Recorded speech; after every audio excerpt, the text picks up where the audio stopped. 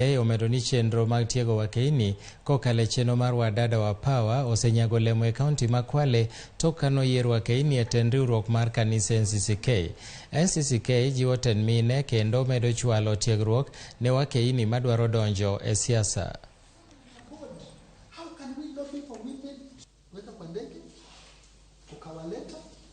Mlikuwa hapa jana na leo washiriki katika maeneo ya maamuzi. Nashukuru kwamba leo tuko hapa kutathmini ni mambo gani ambayo tumeyafikia baada ya mradi huu wa wadada wa Power, hususan tukizingatia uchaguzi ambao umekamilika, kwa sababu ilikuwa lengo ni kupata wadada wasimame katika viti na pia waweze kuchaguliwa. Na tuliona kwamba idadi ya wanawake waliogombea viti katika uchaguzi uliopita mwezi huu wa 8 iliongezeka.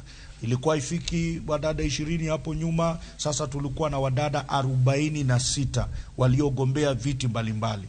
Nimejifunza kuishi na ile jamii ambayo leo wanacheka na wewe, usiku wamerudi wale ndio wanakusimanga, na kesho wale ndio unawatarajia wakupigie kura.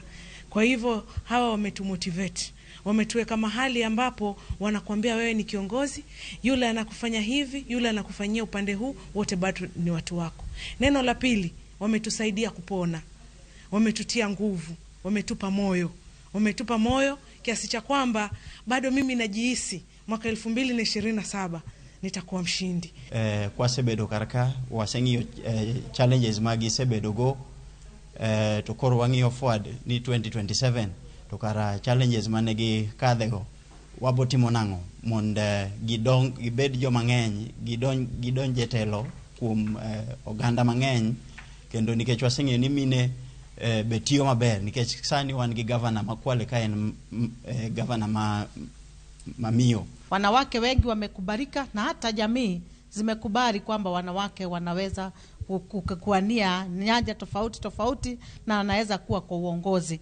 Hapo mbeleni kasha ilikuwa imefunga sana wanawake katika eneo hii ya Kwale, lakini kwa hivi sasa kuna mabadiliko sana kwa sababu dini zimekubali kwamba wanawake wanaweza.